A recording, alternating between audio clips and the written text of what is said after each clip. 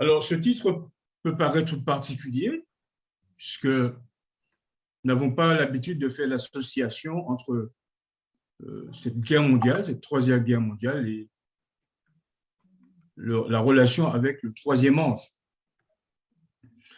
D'aucuns pourraient s'en étonner, d'autres rejeter l'idée, d'autres pourraient dire, bon, je demande à voir. Eh bien, c'est pourquoi nous sommes rassemblés ce matin. Nous voulons voir quel lien qu'il pourrait y avoir entre la Troisième Guerre mondiale et le message du troisième. Vous savez, depuis un mois déjà, hier faisait pratiquement un mois que les forces russes avaient envahi l'Ukraine et pour tenter de la mettre sous son giron, et Poutine avait prévu cela dans un délai de 3 semaines, d'une semaine même.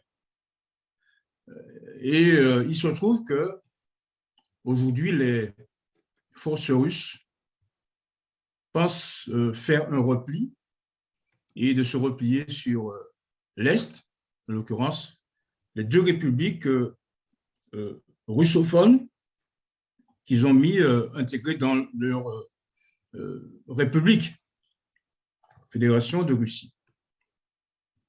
Alors, qu'est-ce que ce repli cache? Nous n'en savons rien.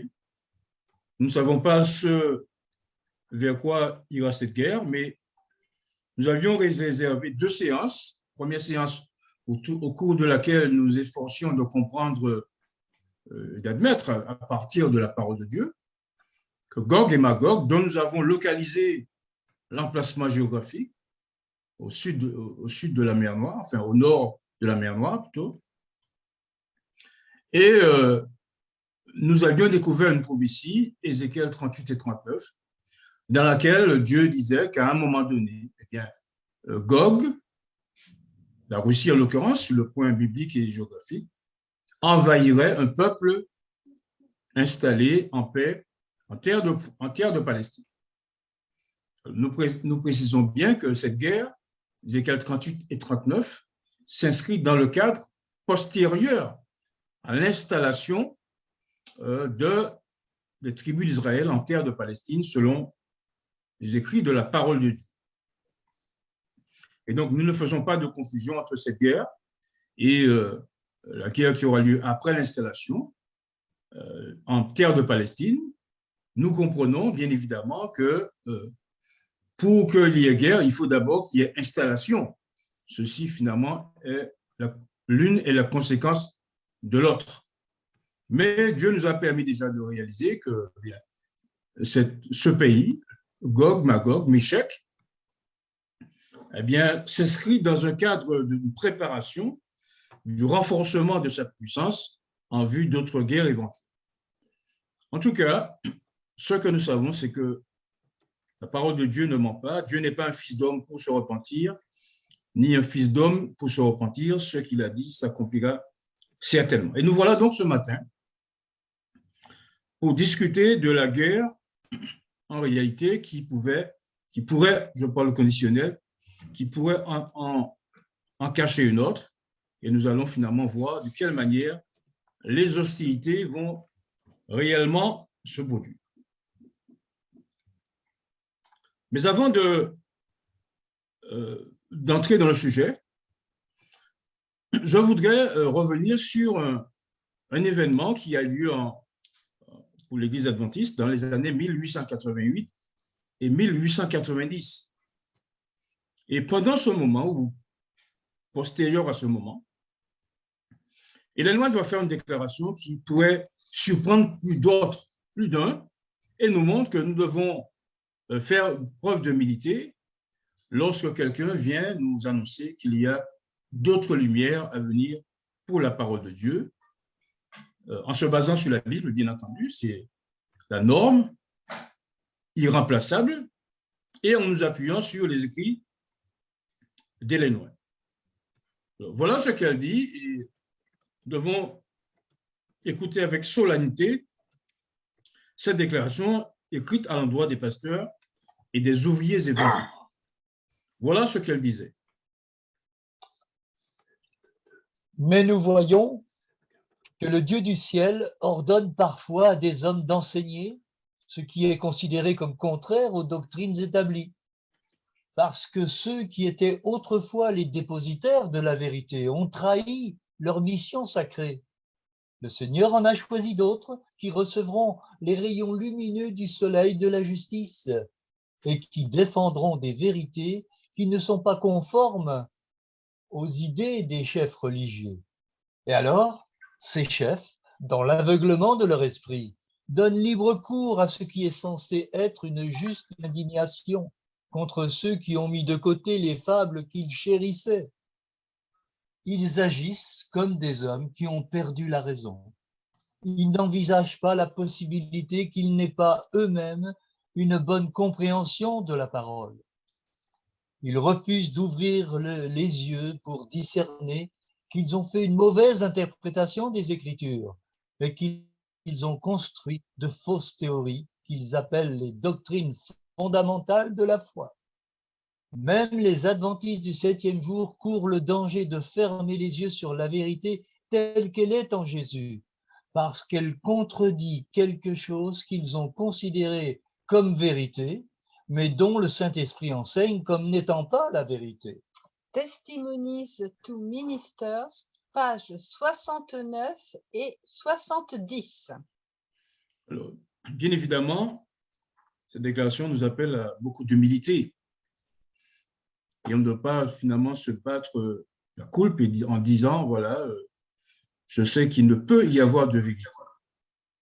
Donc Dieu nous montre par là qu'il s'est passé un événement capital dans l'histoire de l'Église adventiste, que beaucoup d'adventistes ne connaissent pas, mais qu'il est indispensable que nous le connaissions de manière à ce que nous puissions nous tenir prêts à accepter tout message qui viendrait de la part de Dieu, de manière à fortifier nos âmes et de manière à nous préparer pour le grand cri du troisième ange, dont on ne parle pas beaucoup, vous l'avez remarqué, je veux dire dans la pratique. Alors, ceci nous permet de dire que nous ne voulons pas ici détruire tout ce que nous avons comme pilier, comme socle sur lequel l'Église est bâtie, la colonne de la vérité.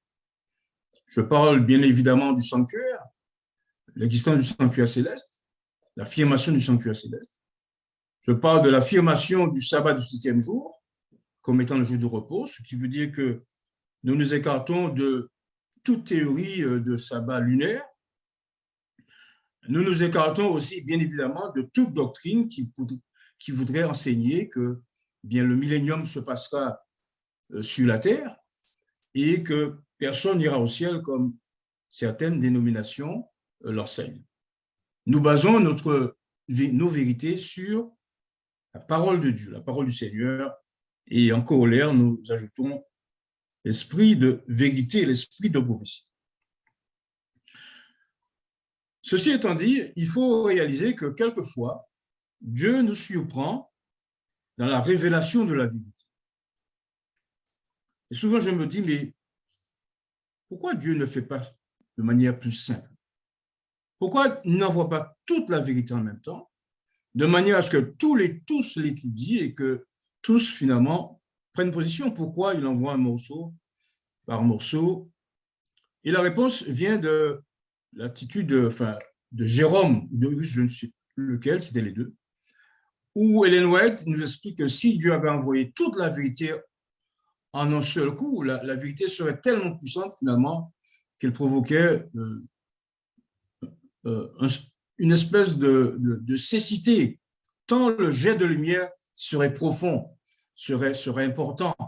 Et nous avons aussi l'exemple de Luther, qui fut le premier à porter son édifice en vue de la reconstruction de la vérité après des années de l'exercice de la papauté, mais Luther a reçu seulement la foi, et d'autres ont reçu progressivement des vérités sur lesquelles, bien sûr, elles auraient dû bâtir, et au terme de l'emprisonnement de la papauté, il n'aurait dû y avoir un seul groupe de personnes attendant le Seigneur, mais en fait, on réalise qu'il y a eu beaucoup de personnes. Il y a les luthériens, les méthodistes, les presbytériens, les baptistes. Bref, Dieu compose avec, je veux dire, ce qu'il a.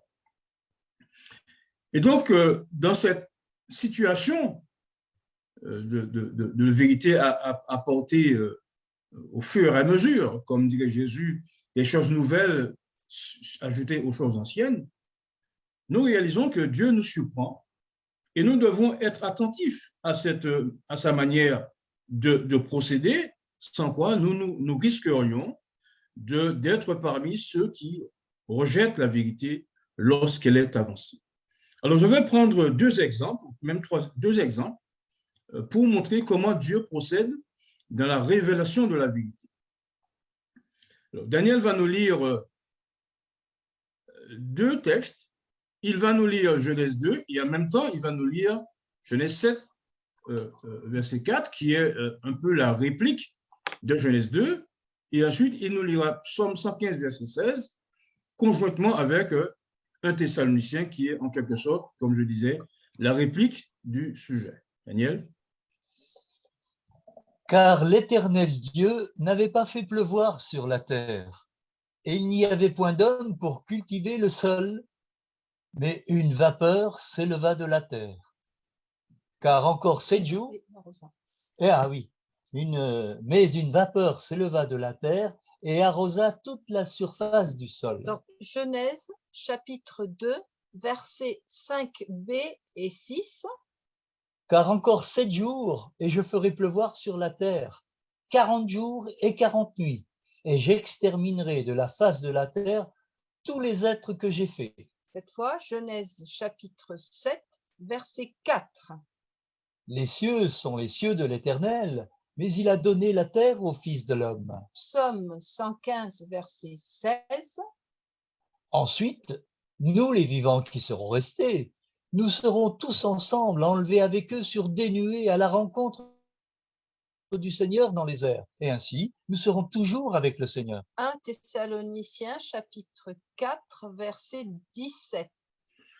Donc voilà deux types de déclarations qui, juxtaposées les unes par rapport aux autres, peuvent finalement nous amener à nous interroger sur la manière dont Dieu agit. Lorsque Dieu a donné à Noé l'ordre de construire le temple, l'arche, parce que la pluie viendrait, eh bien, Ellen White explique, je crois que c'est la page 76 de Patriarche et Prophète, que bien les logiciens de l'époque ou les donneurs de leçons de l'époque se moquaient de Noé parce que, effectivement, la pluie n'était jamais tombée sur le sol et qu'il était hors de question pour eux d'accepter l'idée que le déluge viendrait sur la terre, que la pluie tomberait sur la terre, et encore moins un déluge de 40 jours qui, selon la parole de Dieu, eh bien, devrait recouvrir toute végétation et même les montagnes les plus élevées. Mais je m'imagine Noé entendant cet ordre de Dieu et se posant la question, mais en lui-même, il m'a dit de construire une arche pour nous protéger de la pluie, mais la pluie n'est jamais tombée. Mais la parole de Dieu explique que Noé fit exactement ce que Dieu lui avait demandé. Il construisit l'arche. Et après 120 années de prédication, au temps marqué, la pluie tomba sur le sol pendant 40 jours et même plus, selon Genèse 7, versets 14 et 15, bien que plutôt le dernier verset du chapitre 7 de la Genèse, les eaux furent grosses sur la terre pendant 150 jours. Alors, d'une absence de pluie au départ jusqu'à un niveau de pluie qui va rester pendant 150 jours, eh bien, nous voyons que Dieu a une façon particulière de fonctionner en ce qui a trait à la vérité. Mais c'est comme pour le second chapitre, les seconds textes qui sont mis en juxtaposition. Et c'est le verset favori d'une dénomination qui a fait des 144 000 son fond de religion. Vous savez à quoi je pense et à quoi je veux faire allusion. Alors, pour, détruire l'idée que personne n'ira au ciel, eh bien, ils prennent le psaume 115, verset 16, en disant que les cieux sont les cieux de l'Éternel. Mais et il a donné la terre au Fils de l'homme. Or, puisque, selon eux, le psaume 115 déclare que les cieux ont été faits pour l'Éternel et la terre pour les fils de l'homme, pour eux, il n'est pas question que les humains aillent au ciel. Or, l'apôtre Paul, de son côté, déclare sous l'inspiration de Dieu. Ensuite, nous les vivants qui sont restés, donc il dit que voilà, que nous irons au ciel, à la fois morts et vivants, et en plus, nous irons ensemble. Simplement, il feigne d'ignorer que Dieu n'a jamais dit que les hommes resteraient tout le temps au ciel, mais qu'il fait de ce millénium céleste une parenthèse avant que l'homme ne jouisse totalement bien de la terre qui a été donnée au Fils de l'homme. Donc, nous voyons qu'à travers la manière dont Dieu fonctionne, eh bien, il réserve la vérité, et c'est pourquoi il y a une vérité adaptée aux besoins, une vérité présente adaptée aux besoins de l'homme au moment présent. Et pour reprendre une déclaration d'Ellen White à la page 104 des paraboles, à chaque tournant de l'histoire, il y a une vérité présente adaptée aux besoins de l'humanité. Alors, il y a un autre point qui est important et qui constitue notre marque d'identité. Il s'agit du sabbat. Donc, Daniel va nous lire ces deux déclarations mises en juxtaposition afin que nous comprenions si erreur il y a. Souviens-toi du jour du repos pour le sanctifier. Tu travailleras 6 jours et tu feras tout ton ouvrage. Mais le 7e jour est le jour du repos de l'Éternel ton Dieu. Tu ne feras aucun ouvrage, car en 6 jours, l'Éternel a fait les cieux, la terre et la mer, et tout ce qui est contenu. Et il s'est reposé le 7e jour. C'est pourquoi l'Éternel a béni le jour du repos et l'a sanctifié. Exode chapitre 20, versets 8 à 11. Tel fait une distinction entre les jours, tel autre les estime tous égaux, que chacun ait en son esprit une pleine conviction. Romains chapitre 14, verset 5. Lorsque nous allons présenter le sabbat bien à nos frères qui ne sont pas de la bergerie pour l'instant, ils nous disent que le sabbat a été fait pour les Juifs et que l'apôtre Paul, qui déclare qu'il n'est pas sous la loi, quoi qu'il soit sous la loi, déclare qu'il n'est pas important d'observer le sabbat puisque chacun fera comme il voudra. Nous, les adventistes, nous considérons le 7e jour comme un jour particulier. Eux, ils considèrent que le 7e jour est un jour comme un autre et ils vont vous dire que voilà, l'apôtre Paul dit que ce n'est pas important d'observer le sabbat, il suffit simplement de décider d'un jour qu'on donnerait à Dieu. Mais est-ce que cela veut dire? Alors, bien évidemment, c'est un verset que l'on peut prendre, mais il y a d'autres versets, finalement, qui disent, de l'apôtre Paul, qui dit que la loi est sainte, le commandement juste et bon. Et il dit que s'il n'y a pas de loi, il est impossible de savoir s'il a péché. Tout cela confirme l'idée que Dieu ne veut pas dire, à travers Paul ici, qu'il n'y a pas de sabbat, que le sabbat n'est pas important. Il veut dire simplement que lorsque nous sommes confrontés à une opposition sur le sabbat, eh bien, écoutez, il ne s'agit pas de faire des conflits inutiles, si je puis dire, mais que le moment venu, eh bien, Dieu va éclairer celui qui doit en être éclairé. Alors, vous comprenez bien que nous, autres adventistes, nous ne saurions dire qu'on peut faire le sabbat le dimanche ou le lundi ou le mercredi. Je ne parle pas des lunaires, je parle de ceux qui considèrent la loi comme importante, mais nous comprenons bien que le sabbat est incontournable. Il est tellement incontournable qu'il sera célébré sur la nouvelle terre. D'ailleurs, c'est le seul commandement, pour en montrer la pérennité, le seul commandement qui sera célébré sur la nouvelle terre dans le cadre de la restauration de toutes choses. Mais Dieu nous surprend encore, frères et sœurs, de la manière dont il va révéler la vérité. Quelqu'un peut prendre un texte biblique pour nous montrer finalement que nous sommes dans l'erreur. Et ceci s'est passé à un moment donné de notre histoire, au lendemain, peu avant 1844, où les adventistes du premier jour, qui observaient encore le dimanche, le sabbat n'étant pas encore arrivé, eh bien, observaient le premier jour. Et sur la manière dont ils attendaient le retour, on voit que, bien, pour eux, il n'y avait pas de raison, même si la Bible disait qu'il est impossible de connaître le jour et l'heure. Et voilà comment Dieu va nous surprendre pour montrer que même dans une situation comme celle-là, il est, passez-moi l'expression, dans l'affaire, et il se sert d'une situation particulière pour éprouver ses enfants. Écoutons plutôt. Les Écritures n'autorisent personne à ignorer la proximité du retour du Christ. Mais ceux qui cherchaient un prétexte pour rejeter la vérité fermaient l'oreille à ces explications, et les moqueurs, parmi lesquels de soi-disant ministres de Jésus-Christ, continuaient à répéter « On ne peut savoir ni le jour ni l'heure ».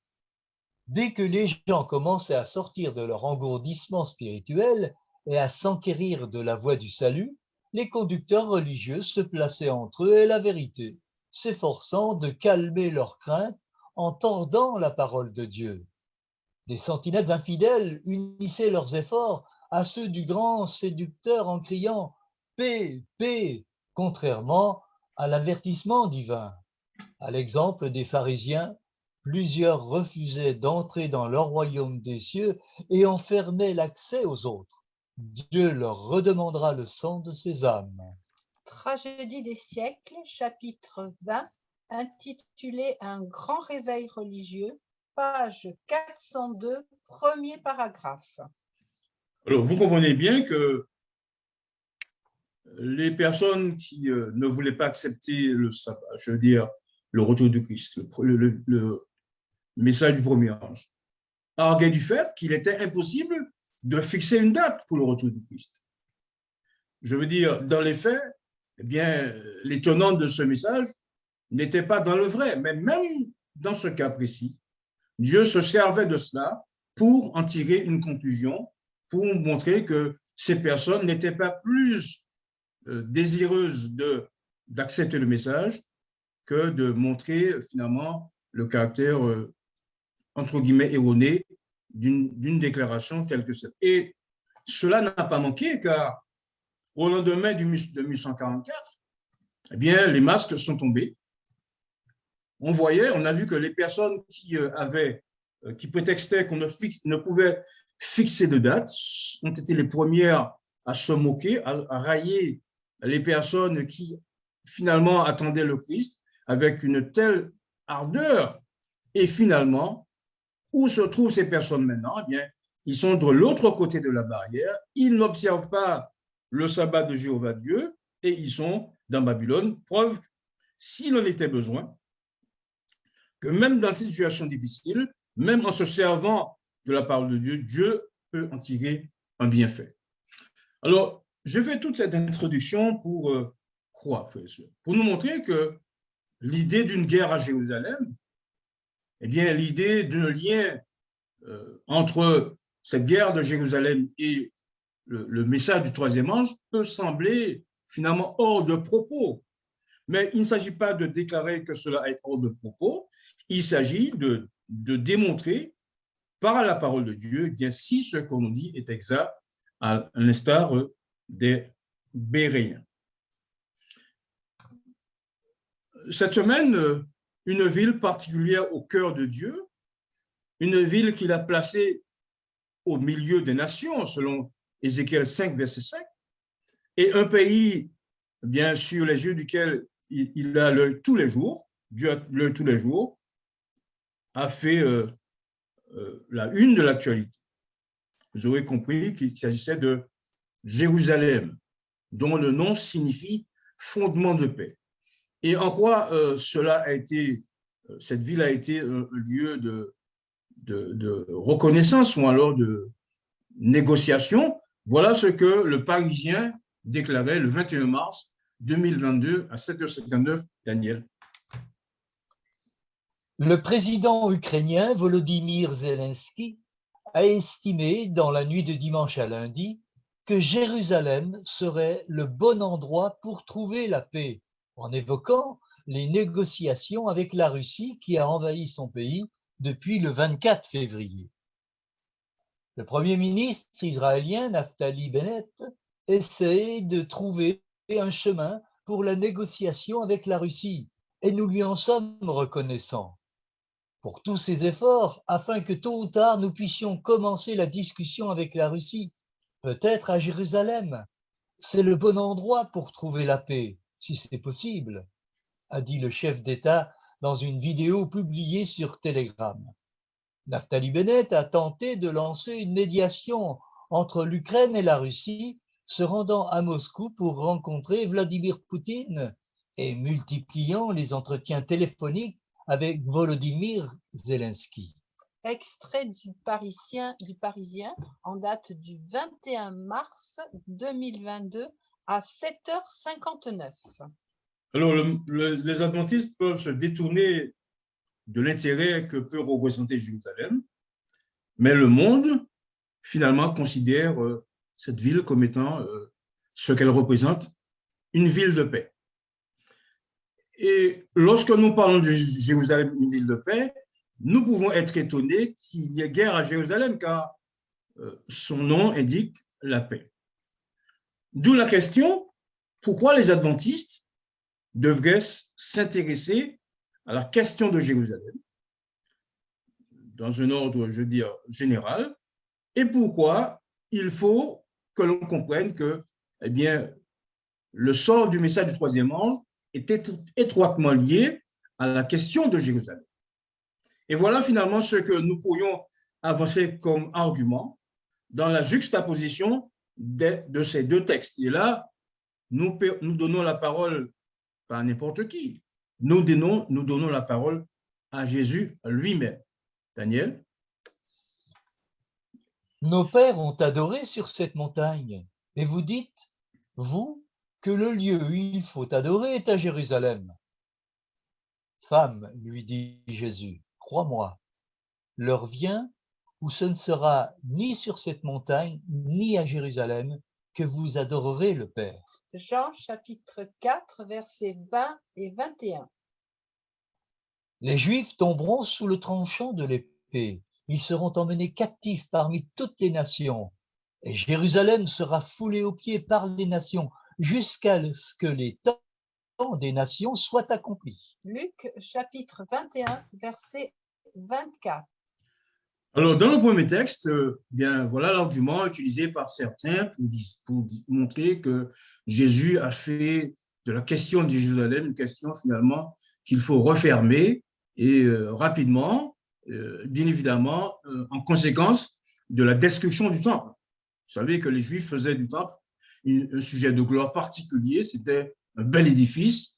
Il était tellement beau que Titus, en 70, a fait tout ce qu'il a pu pour préserver la ville, pour préserver le temple, car il était, du point de vue architectural, une merveille. Vous savez que non seulement ce temple a été reconstruit avec les Zorobabel, Josué et autres, mais vous savez que eh bien, ce temple fut embelli par Hérode le Grand et il a fallu 46 ans pour, comme dirait Jean V, je crois, oui, pour embellir le temple et personne ne pouvait penser que le temple serait détruit. Et c'est pourquoi, lorsque Jésus a annoncé la destruction du temple, eh bien, ils ont pris Jésus pour un malade. D'ailleurs, ils l'ont pris pour un samaritain, comme ils disent, et pour quelqu'un qui est possédé de Belzébul. Par contre, Jésus, prenant acte de la destruction du temple et prenons acte du fait que Jérusalem étant détruit, eh bien, tous ceux qui adorent le Seigneur devraient l'adorer en esprit et en vérité. C'est ce que nous faisons. Nous ne sommes pas à Jérusalem aujourd'hui, pourtant nous adorons Dieu. Jésus, finalement, voulait dire que, bien, en attendant, eh bien, tous ceux qui cherchent Dieu devront l'adorer en esprit et en vérité, où qu'il soit sur la planète. Mais Jésus ne fait pas de la condition de Jérusalem une affaire conclue au travers de la déclaration de Luc 21, verset 24, puisqu'il dit que Jérusalem serait piétinée jusqu'à ce que le temps des nations soit accompli. Cela signifie que Jésus ne limitait pas le piétinement à Jérusalem à une affaire indéfinie, mais le limitait à une période de temps. Et cette période de temps n'est autre que le temps des nations, le temps que Dieu a donné aux nations pour que le temple soit, je veux dire, la terre soit abandonnée, Jérusalem soit abandonnée. Maintenant que nous avons vu ce que Jésus a dit à ce moment précis dans Luc, voyons ce qu'il va dire à l'apôtre Jean. Nous sommes en l'an 96 après Jésus-Christ. Voilà ce qui est dit ici. Et l'ange que je voyais debout sur la mer et sur la terre leva sa main droite vers le ciel et jura par celui qui vit au siècle des siècles, qui a créé le ciel et les choses qui y sont, la terre et les choses qui y sont, et la mer et les choses qui y sont, qu'il n'y aurait plus de temps, mais qu'au jour de la voix du septième ange, quand il sonnerait de la trompette, le mystère de Dieu s'accomplirait, comme il l'a annoncé à ses serviteurs, les prophètes. Apocalypse chapitre 10, versets 5 à 7. L'ange puissant qui instruisit Jean n'était autre que le Christ. Le fait qu'il posa son pied droit sur la mer et son pied gauche sur la terre sèche montre la part qu'il prend dans les scènes finales du grand conflit avec Satan. Cette position prouve sa grande puissance et son autorité sur toute la terre. Commentaire d'Ellen White, manuscrit 59 de 1900. Alors, à la louis de cette déclaration des deux, on réalise que bien l'ange qui parlait à Jean, révélation de Jésus-Christ, alors je ne parle pas de celui qui apparaît dans Apocalypse 19, qui lui dit « Je suis le compagnon de tes frères », puisqu'il parle d'un ange, mais là je parle de Jésus lui-même qui va s'adresser à Jean, qui va venir le rencontrer un jour de sabbat, puisque c'était le jour du Seigneur, la papauté n'était pas encore passée par là. Donc, Jésus va venir un jour de sabbat à révéler à Jean des vérités particulières. Et c'est ce Jésus, celui qui a dit que Jérusalem serait piétinée jusqu'à ce que le temps des nations soit accompli, c'est ce même Jésus qui dit à Jean, eh bien, qu'il faut comprendre, pour comprendre le mystère de Dieu, pour comprendre les événements derniers, il faut s'en référer aux prophètes. On ne peut pas faire mieux que Jésus, d'accord, sur cette recommandation. Et c'est pour cette raison, frères et sœurs, nous faisons appel à votre entendement, nous faisons appel à ce que la sœur White, dans Évangéliser, page 117, au poids des évidences. Hein? Là, on ne parle pas de prophétie, on parle de choses qui sont annoncées par Jésus lui-même sur le poids des évidences pour savoir ce que les prophètes diraient sur la question de la fin du mystère de Dieu. Et là, je réalise que il me semble qu'il y a deux diapos qui soient partis. Ah non, elles sont là, elles sont... Attendez, je vais passer trop vite. Je reviens un peu en arrière.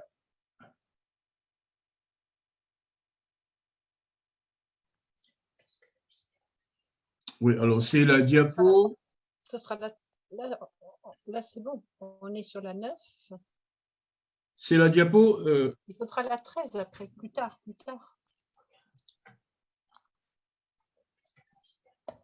Oui, oui. Est-ce que tu as cette diapo, Annie? Qu'est-ce que le mystère de Dieu? Oui. Oui, absolument, Edgar. Et cette diapo, c'est la numéro 10. C'est la 10. Voilà. Attendez. Le mystère de Dieu, hein, en diapo 10. Bon, d'accord. OK, donc nous partons du principe que Jésus demande aux adventistes d'aujourd'hui qui écoutent et ceux qui comprennent après de comprendre ce qu'est le mystère de Dieu. Et que ce mystère de Dieu sera déclaré, sera expliqué par les prophètes. Donc, nous voulons comprendre qu'est-ce qui est caché derrière la notion de mystère de Dieu. Et voilà ce que l'apôtre Jean et l'apôtre Paul vont dire sur la question. Le mystère de Dieu s'accomplirait comme il l'a déclaré à ses serviteurs, les prophètes. Apocalypse chapitre 10, verset 7. Je me réjouis maintenant dans mes souffrances pour vous. Et ce qui manque aux souffrances de Christ, je l'achève en ma chair pour son corps qui est l'Église. C'est d'elle que j'ai été fait ministre selon la charge que Dieu m'a donnée auprès de vous, afin que j'annonçasse pleinement la parole de Dieu, le mystère caché de tous les temps et dans tous les âges, mais révélé maintenant à ses saints. Colossiens chapitre 1er, versets 24 à 26. Rappelez-vous que c'est Jésus lui-même qui explique à Jean que les prophètes ont parlé du mystère de Dieu et de la manière dont il finirait, en anglais, ou encore dont il s'accomplirait d'une autre manière. Et donc, nous avons compris que le mystère de Dieu n'est autre que la fin de ou plutôt la prédication de l'évangile, puisque ça a été la tâche de l'apôtre Paul. Et ainsi donc, tous ceux qui parlent de la parole de Dieu, tous ceux qui parlent de la venue de Christ, tous ceux qui parlent de l'existence de Christ, eh bien, ils participent de la proclamation du mystère de Dieu. Là, je participe à la proclamation du mystère de Dieu, bien sûr à mon humble niveau, puisque ce sont les prophètes qui vont nous l'expliquer, et nous verrons comment ils vont expliquer la manière dont l'évangile s'achèvera. Lorsque nous parlons de l'évangile qui s'achève, nous parlons bien évidemment de Matthieu chapitre 24, verset 14, de la bonne nouvelle du royaume qui sera prêchée dans le monde entier, et nous parlons bien évidemment du message du troisième ange, car c'est le dernier message, le message le plus solennel qui sera jamais confié à des mortels. Donc, nous sommes finalement dans le vif du sujet. Nous voulons comprendre ce que Jésus voulait dire lorsqu'il disait que les prophètes en ont parlé. Nous voulons comprendre ce que Jean en dit lorsqu'il parle du message troisième ange qui sera prêché à toute la création. Et là, je vous prends un témoin, frère et sœurs. Nous ne parlons pas des choses finalement qui ne sommes pas dans une espèce d'élucubration. Nous n'avançons pas des choses de notre propre chef, de notre propre fond. Nous sommes en train de mettre les choses sur la table. Nous voulons comprendre comment s'achèvera le mystère de Dieu et où il s'achèvera, car nous verrons que les prophètes ont déclaré de la part de Jésus lui-même, ou de la part de Dieu, un lieu d'où partira la proclamation de l'évangile au temps de la fin. Et donc, puisque Jésus nous recommande d'aller vers les prophètes, eh bien, nous irons tout simplement vers les prophètes. Nous ne passerons pas par des intermédiaires pour nous expliquer ce qu'ils ont dit, puisque ce qu'ils vont nous dire est suffisamment clair pour que nous comprenions nous-mêmes, même le plus humble d'entre eux. Daniel. C'est pourquoi, à cause de vous, Sion sera labouré comme un champ, et Jérusalem sera des monceaux de pierre, et la montagne de la maison, les lieux hauts d'une forêt. Michée chapitre 3, verset 12 en Darby. Et il arrivera, à la fin des jours, que la montagne de la maison de l'Éternel sera établie sur le sommet des montagnes, et sera élevée au-dessus des collines. Et les peuples y afflueront, et beaucoup de nations iront et diront, « Venez et montons à la montagne de l'Éternel et à la maison du Dieu de Jacob. Et il nous instruira de ses voies, et nous marcherons dans ses sentiers.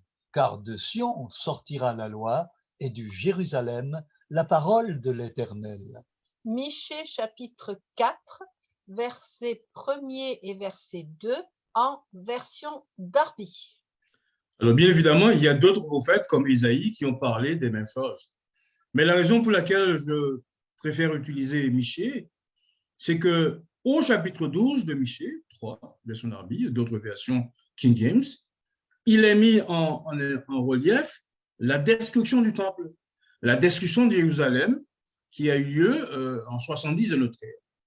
Et le chapitre 4, qui est la suite de Michée 3, explique que malgré cette destruction du temple, eh bien, le verset premier de Michée commence la Bible anglaise ou française King James, mais lorsque vous mettez un mais, c'est qu'il y a une situation d'opposition, une situation de concession entre ce qui a été dit précédemment et ce qui va suivre. Donc, qu'est-ce que Jésus nous a dit? D'aller vers les prophètes. Et qu'est-ce que Michée nous enseigne? Il nous enseigne que la manière et le lieu dont s'achèvera le mystère de Dieu, qui n'est autre que la prédication de l'Évangile. Mais toute autre explication, finalement, serait contraire à ce que Jésus nous a recommandé de faire, puisqu'il nous a dit d'aller vers les prophètes. Et nous voyons qu'à la fin des temps, selon Michée 4, eh bien, Dieu va mettre non seulement son peuple, mais sa montagne, je veux dire, en élévation. Et cette montagne est l'élévation, laquelle c'est la même, excusez-moi de la relation, mais il faut la faire, c'est la même que Jean voit dans Apocalypse 14, lorsqu'il voit eh bien, les 144 000 sur la montagne de Sion, attestant du fait que tous les livres de la Bible, Conquérant Pacifique, page 520, tous les livres de la Bible s'achèvent et se révèlent dans l'Apocalypse. Donc, ce qui a été dit dans les prophètes doit nécessairement se retrouver dans Michée 4, dans Apocalypse chapitre 12. Alors, je sais qu'il y a des gens qui disent qu'ils ne voient pas le lien, ils ne voient pas un exode qui partirait de 4 coins du monde et aller vers la Palestine. Eh bien, vous savez que Jean, c'est le prophète qui résume tout. Par exemple, sur la question des 144 000, Apocalypse 7, le servant du Seigneur nous recommande d'aller vers Ézéchiel pour montrer que Ézéchiel et Jean parlent du même événement. Alors, quelle est la différence entre les deux?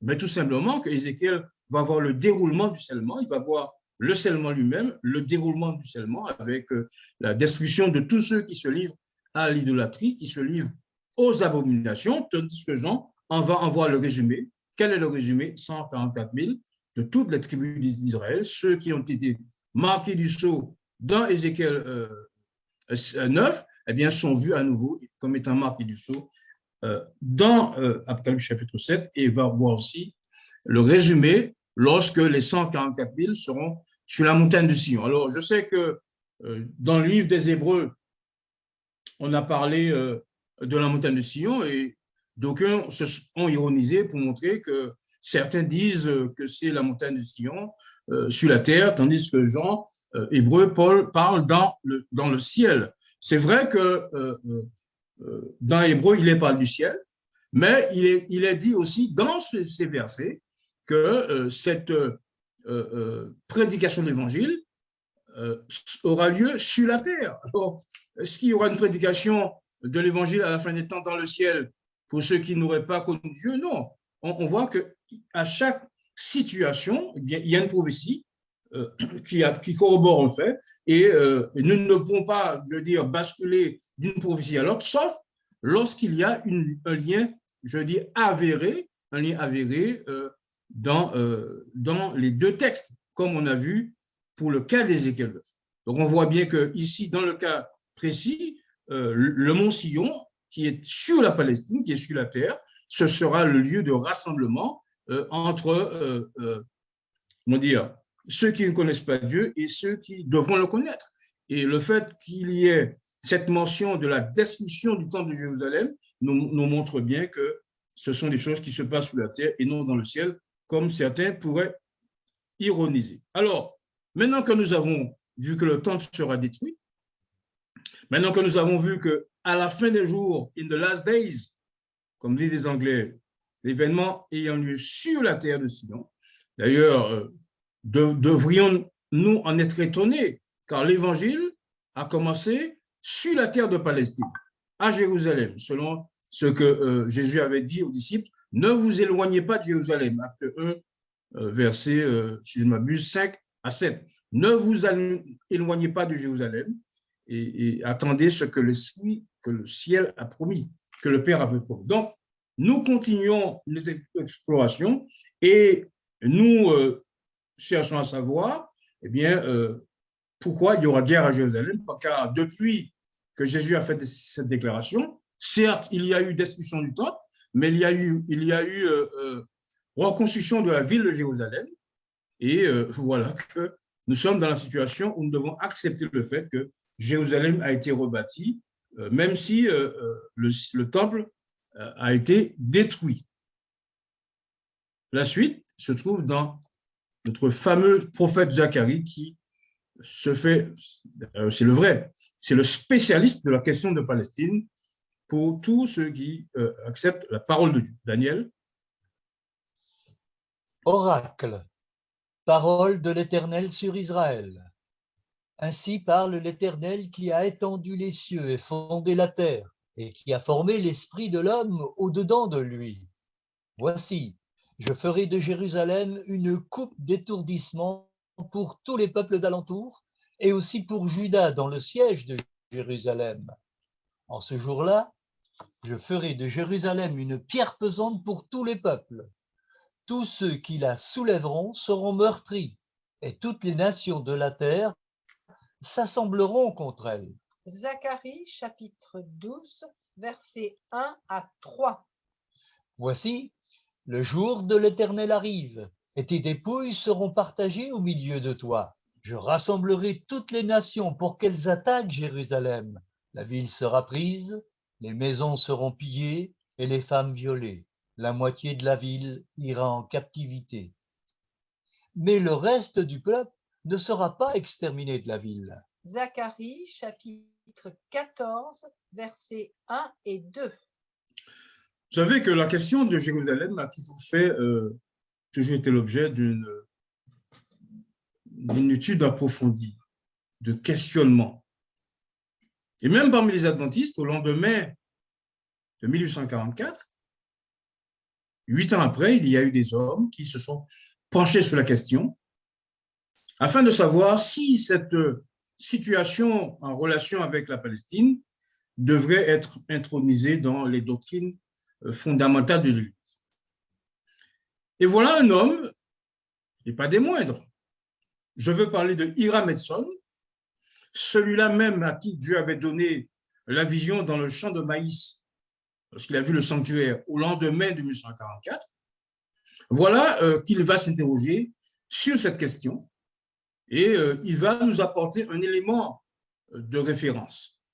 Alors, bien évidemment, ceux qui discréditent l'idée de la question de Jérusalem comme jouant un rôle important dans la fin de la prédication de l'Évangile, ils vont passer sous silence de telles déclarations, car s'ils le mettent en exergue, eh bien, cela pourrait pousser à la réflexion et cela pourrait amener, pour certains, à considérer la question de Jérusalem comme devant faire partie intégrante de nos discussions religieuses. Et voilà ce que cet homme, Hiram Edson, va déclarer sur la question de la Palestine. Écoutez plutôt.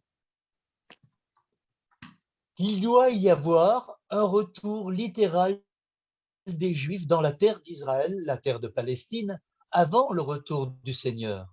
Cela est clairement démontré dans les écrits de l'Ancien et du Nouveau Testament. Les